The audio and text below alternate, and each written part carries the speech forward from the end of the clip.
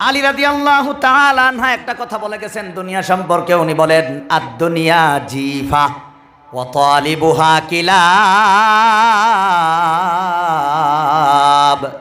উনি বলেন দুনিয়া হইল একটা মরা গরুর মতো।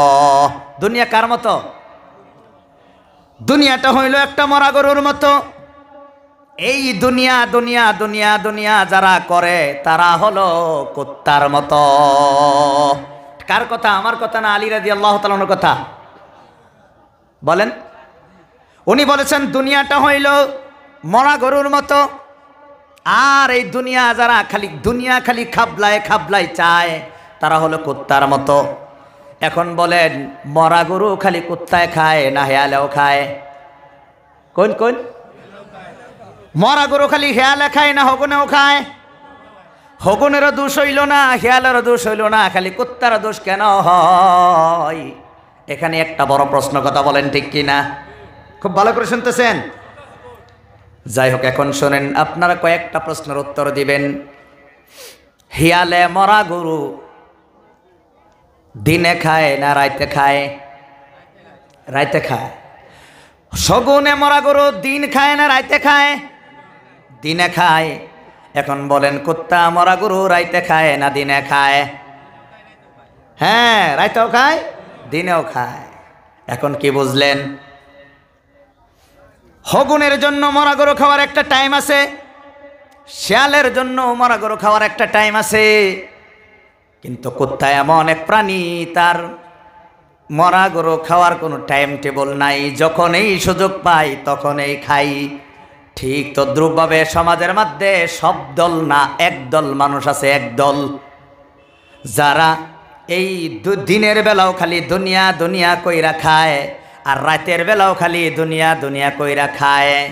এখন কই এই একদল মানুষের মাঝে আর কুত্তার মাঝে কোনো পার্থক্য আসেনি?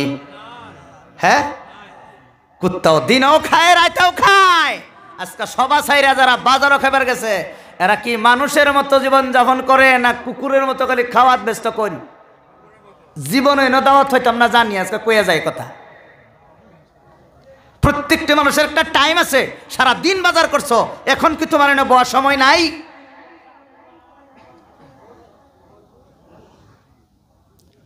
কোনো পার্থক্য নাই না? দুইটা পার্থক্য আছে। শুনবেন? এই যে বাবা, এই যে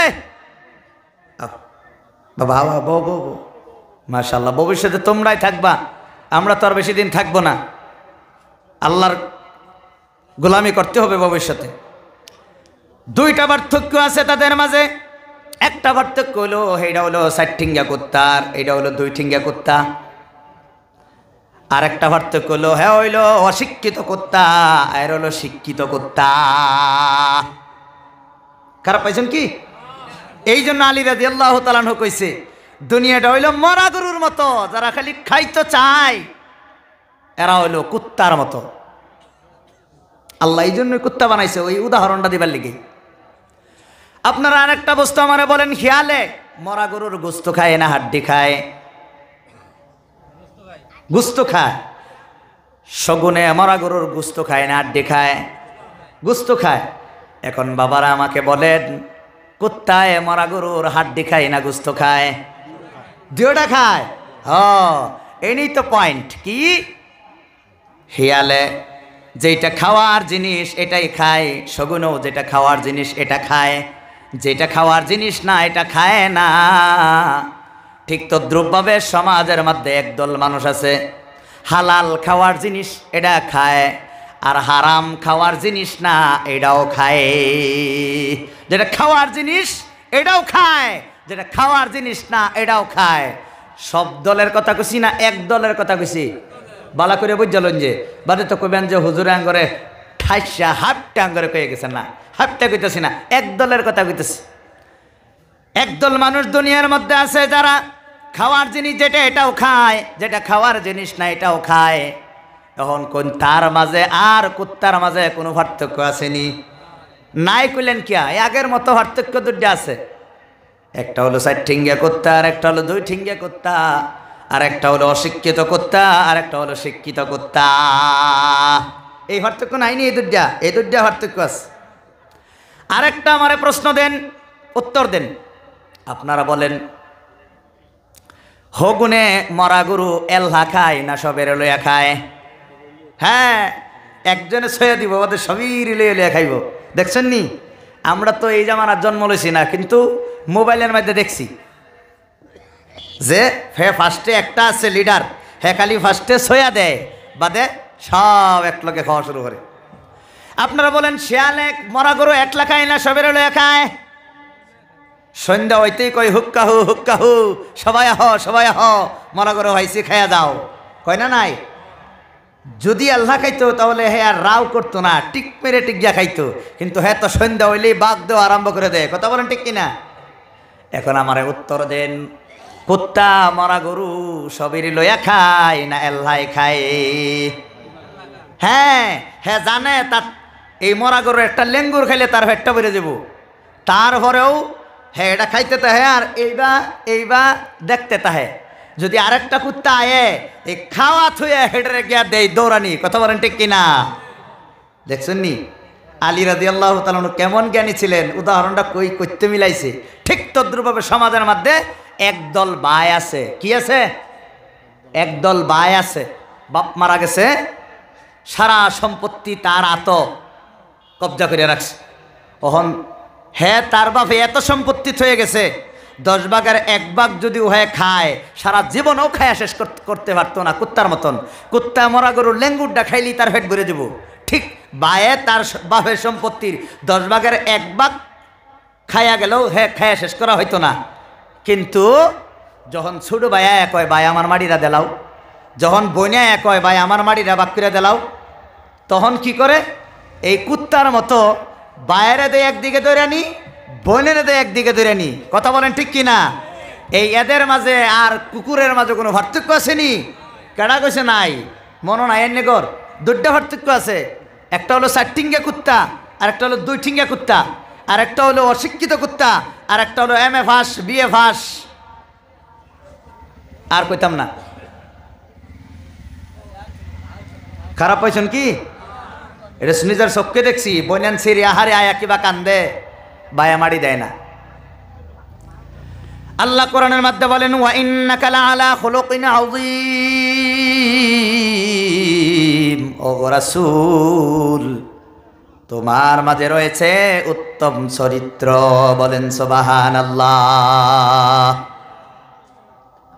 উত্তম চরিত্রের অধিকারী ছিলেন রাসূল। রাসূল নিজে বলেছেন ইন্নাল্লাহা ফাদ্দালানি আলাল আম্বিয়া। এই যে বাবা, এই যে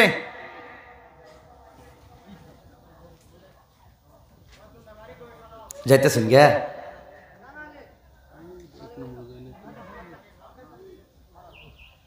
কি গোয়াইনগর বাড়িত মেহমান আইলে মেহমানরা বয়া থইয়া কেডা কেডা জান গে আতুডেননি? কেউ জান না? মাশাআল্লাহ, মেহমানের দিকে মহব্বত আছে। আমি আপনাদের তো মেহমান না? তা আমার দোয়ার শেষ দোয়া না করে কেটা কেটা উঠে যাবেন গে আতোড়েন। যাই হোক, মাশাআল্লাহ কেউ যাইতেন না, খুব খুশি হইলাম। বাবা বেশি সময় আমি আজকে নিতে পারবো না। আজকে রাত্রে এই সবার পরে বাড়িতে লক্ষ্মীমপুর যাইতে হবে, প্রায় সারা রাত এই গাড়ির মধ্যে থাকতে হবে আমার ভাইয়েরা। এই জন্য বেশি সময় তো আমি দিতে পারবো না। কয়েকজন মানুষ আপনারা বসেছেন, যাই হোক অনেক কষ্ট করে এসেছেন, এই জন্যই সামান্য সময় আপনাদেরকে কিছু কথা শোনায়া যায়। আল্লাহ রাসূল নিজে বলেছেন ইন্নাল্লাহা ফাদ্দালানি আলাল আম্বিয়া। আল্লাহ আমাকে সমস্ত নবীগণের থেকে শ্রেষ্ঠ মর্যাদা আমাকে আল্লাহ দিয়েছেন। এই যে বাবাজি, এই যে অল্প আগেই কইছিলাম যে কেডা যাবেন গে, শিকার হইছেন না? ডাকে আনুন, জান না যে মাশাআল্লাহ। বালা বন্ধু হইলে আর এক বন্ধুরে হাতে দইরা জান্নাতে নিয়েই ছাড়বো। কথা বলেন ঠিক কিনা? আমি ধন্যবাদ জানালাম উনি যে আরেকজন লইয়া আইন না যান গে দইরা লই আন।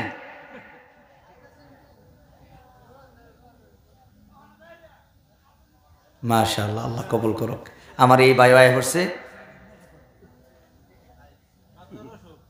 আচ্ছা মাশাআল্লাহ।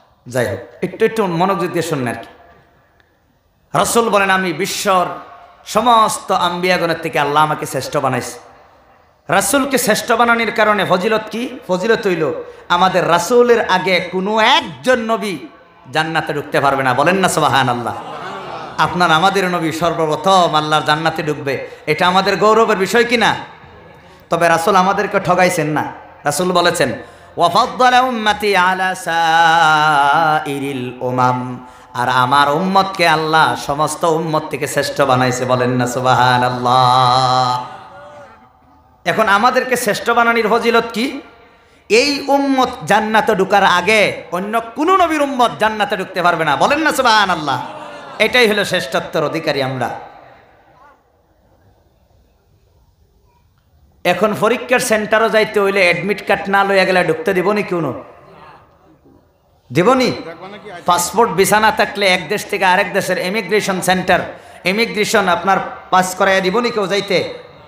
তাহলে এই দুনিয়ার থেকে জান্নাতের পাসপোর্ট আর ভিসা, ঈমান নামের মহা দৌলত না লইয়া গেলে রাসূলের উম্মত আমরা সাব্যস্ত হইয়াম না ধ্বংস হইয়াম? কইন